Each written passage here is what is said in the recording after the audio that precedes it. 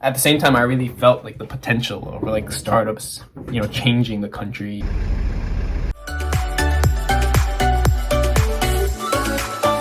My friend who I met while organizing the JETRO's program helped me out, and he's going to be introducing me to many people here. I'm really looking forward to it, so that's for lunch.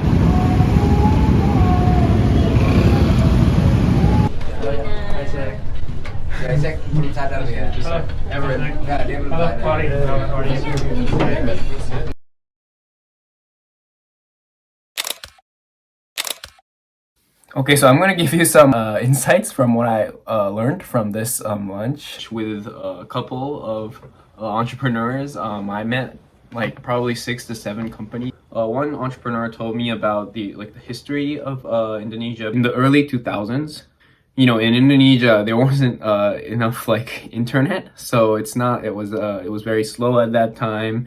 And so this entrepreneur, he was actually going to China to do internet business because in Indonesia it wasn't commonly used at that time. Even if after the internet developing little by little, it wasn't really a thing because everyone didn't have computers. It was only for white collar people. After that, mobile it boomed and everyone started using it in the population, and that led to Indonesia becoming a huge startup hub. The reason is that the GDP and the population is huge. It's the 4th biggest population.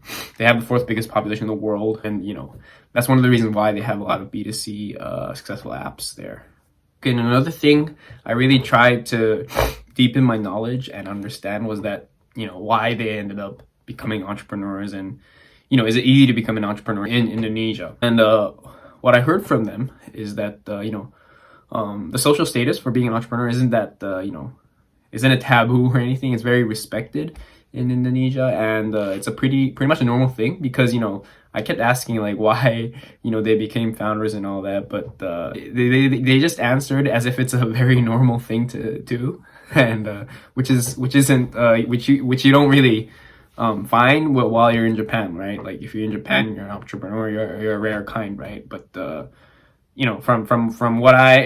from my perceptions, they seem to think that it's not really a rare thing. There were 2 interesting reasons explained to me. One is that one of the biggest corporates in Indonesia were previously startups like Gojek, Traveloka, so Bukalapak. So these are big unicorns, and that emerged recently. So, and they're definitely one of the biggest. Gojek has thousands of employees, and they have huge buildings, and office buildings in Indonesia, and you'd see it while you're on Gojek and riding the bike. So because of that, mostly young people were really intrigued and interested in becoming entrepreneurs. And that's one thing. So the success cases have been changing the mind of the people in Indonesia. And another thing is that they seem to be very entrepreneurial from historically. One of the dark history of the Chinese Indonesians, you can do some research and you can deepen your knowledge, but there were some mass killings of the Chinese, and because there was this discrimination for the Chinese Indonesians, it was really hard for them to really get a job at the government or national enterprises and all that in the past. So this really led apparently to become entrepreneurs and do their own business to really survive. One of the entrepreneurs I met at the lunch had a Chinese origin, and their parents were entrepreneurs too.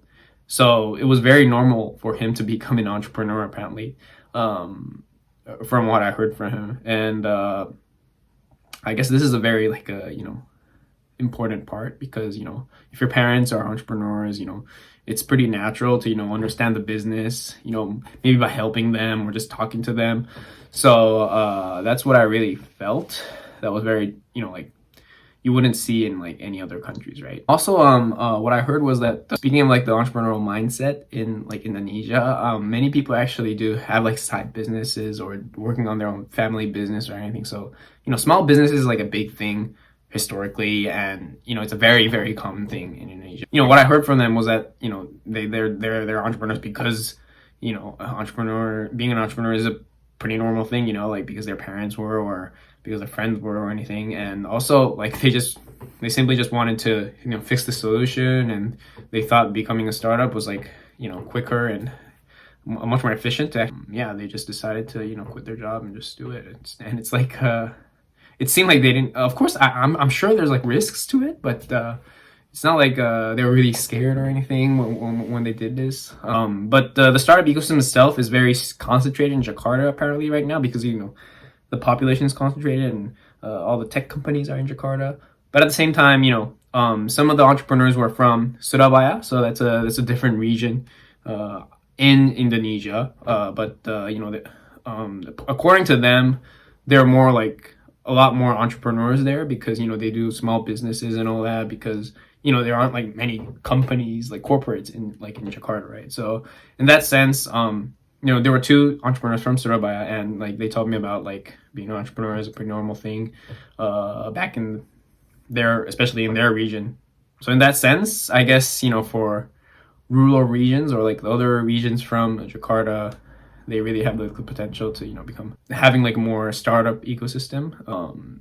Unicorns are emerging, like a e-fishery, so that's a unicorn from another region in Indonesia, from a rural area. And also on funding, I found out that I think it's a lot easier to get funded at like an early stage compared to what I saw in like Thailand, because some people I had different answers for this, but for early stage, some people actually said that having a bootstrapped startup is like uncommon, and like getting venture backed or angel funded is a lot more common. So in Thailand, like many people are like bootstrapped and did their own business from like the first place, and but in Indonesia it's easy to actually get funded from a VC only with like an idea, right? Like one of the founders actually got like funded by like Antler, and for having a good idea and their pitch. I think it's a very good thing, right? Because like you can go for other like new ideas. It's a really good startup environment, I believe. It's not like everyone has to go to Singapore to get funded or anything. They did tell me that some startups are going to Singapore to get funded, but many weren't, because they already have like an investors ecosystem, and they already have their like huge domestic market too. So there were a couple of entrepreneurs from like the education edtech space, and I saw one startup from the medtech space too. So and the thing is, for education and like for hospitals, the scale of the problem it's much, I felt it was very different to compared to like other countries like in Japan. So for edtech, they explained to me how for education the government is a bit corrupt in like some rural regions. Some teachers don't actually like teach even if they're like paid or anything. So like some volunteers come and they teach for free, or they don't have a teacher, or I'm not really sure about this, but and the population's huge at the same time. So there's always, I think, the potential for tech to get into those sort of space and like fix it, right? I mean, like we don't have that in Japan or anything, you definitely get caught if you do that, like if you're a teacher and if you actually didn't go to school and teach. So this is something really new to me, and at the same time I really felt like the potential of like startups changing the country. Also for hospitals, many people told me that actually to get like diagnosis for being a bit sick, and if you wanted to get diagnosed, it takes like 3 to 4 hours to actually get diagnosed, and for like a really quick diagnosis, it's definitely a space that you can actually solve. I'm sure it's not easy, but because you have to get like the hospitals to understand why tech is needed and all that, and probably some regulations too for it or whatever. But it's gonna change a lot, right? Like if it wouldn't definitely take 3 to 4 hours, right? So it shouldn't. And I guess one thing I can really tell is that apparently like the economy is booming, and there's a lot more like middle class population, right? It's increasing, so there's going to be more people paying more for like education or medication or whatnot. It was very nice because I got to know how like the community is active and they meet time to time. Apparently, I got to really deepen my knowledge in this during this lunch.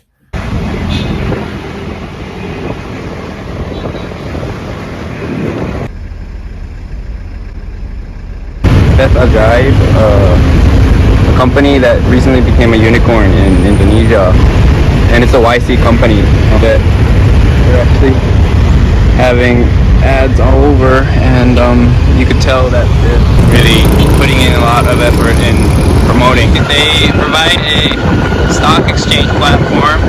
The penetration rate of the amount of population who buys stock, who invests in like Indonesia, is very low, but at the same time the population is very high, so they're really doing their best to educate the Indonesian people. Okay, so now I'm at Fresh Factory's location. They have over 20 locations in Indonesia. They are a startup that was founded from Y Combinator. They provide a last mile delivery for like cold stuff.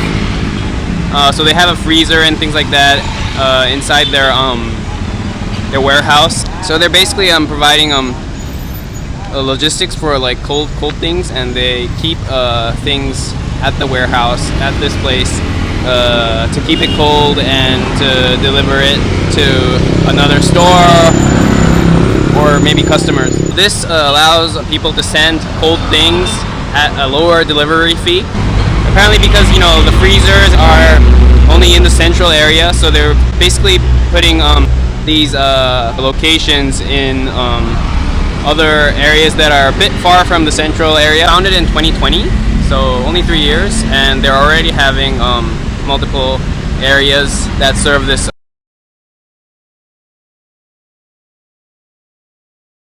This is also a warehouse where Fresh Factory keeps cold stuff here.